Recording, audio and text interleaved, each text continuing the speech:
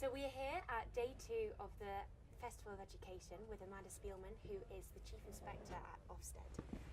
Amanda, how's your day been so far? My day's been terrific. Perfect weather at Wellington. This event is always at its best on a day like this. Absolutely. Interesting people, amazing staff and students everywhere, making it all work brilliantly. Absolutely. How could I not be enjoying it? Yeah, it's a great day, isn't it? So you got the position recently, I Yes. believe. How has it been trying to sort of, in your first year, how have you found leading such a prolific company as Ofsted? It's my first 6 months, in fact. I'm coming up to the end of my first half year. It's a big organisation, so the first thing you do when you come into a big organisation is get a real sense of your top team and make sure that you've got all the capacity there, because you have to be realistic. You are just one person and there's only so much you can do, so an incredible amount depends on having the right top team with the capacity to cover all the pieces that you want to make happen in your time in the job. And I've been really lucky because I found we've got a phenomenal team. I've recruited one extra person to my top team to round it out, and we've got a brilliant organisation that's got capacity, enthusiasm, drive, pace. So it's a real pleasure being there.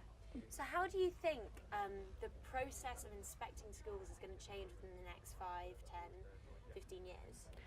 I'm not sure that it's going to change dramatically. Well, what has changed dramatically is the amount of data that is out there about many aspects of schools and the ease with which it can be analysed and interrogated.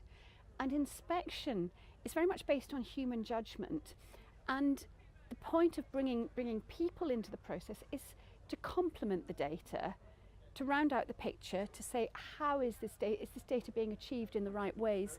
So to take a very basic example, you can get a test result basically by taking every past paper question there's ever been and just drilling people 5 years and making them learn the answer to every possible exam question. Or you can really teach history, make the subject come alive, get people interested, get them reading, with a little bit of exam prep so towards the very end. If you look at those people's knowledge of history, attitude to history a couple of years after they finish studying the subject, people who've been through those 2 different systems will be in a very different place. But it can look similar if you just look at the grades that they get immediately at the end of the course. So I want our inspectors to be really looking at the substance of education and making sure that every child, no matter what kind of school they go to, gets a real proper education. Even with the human, the fact that there is a human impact on the inspection, that people are going to see the schools. Yeah.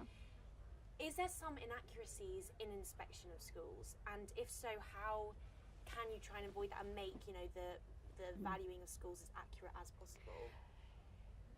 Here's where it gets a bit difficult conceptually, in that human judgment is not like measuring something with a micrometer screw gauge. It's grey, and schools are on a continuum, and within that there are a lot of different dimensions that you're assessing on. So there's never going to be an exact right or wrong answer at every point for every single school. We have to accept that there's some greyness. There's an analogy I can give you. If you go into oncology, for example, if you give 100 experienced expert oncologists the same set of x-rays, they will not all come to the same diagnoses. You'll get maybe 85% agreement. That's a pretty good rate of agreement. That's good enough for good decision making about the next step. And it's the same is true with inspection. You need to get a high level of consistency, but to get to total consistency, you'd have to be so mechanistic about what you were looking for and make it so tick box that you would lose the very thing that makes human involvement, human judgment worthwhile. So trying to find that right balance is the essence of making it work as well as it can work. What is the future of inspection? You were talking about the large amount of material and information people can get now with the internet. Do you think that inspections will continue to be important, or do you think that people will simply find information through other means, through other websites perhaps? I think they'll continue to be important because there's so much that can't readily be measured.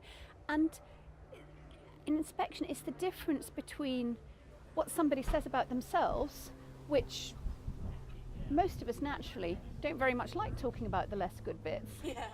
And what an objective observer who's able to look at everything, dig into the things that feel a little bit soft, what they come to as their rounded view. So I think there'll always be a balance between what schools set out to do and say about themselves, between what data which can be published shows, and what an impartial, independent but expert observer says about it. And I think all of those have value and are likely to continue having value. Great, well thank you so much for speaking to us. Pleasure.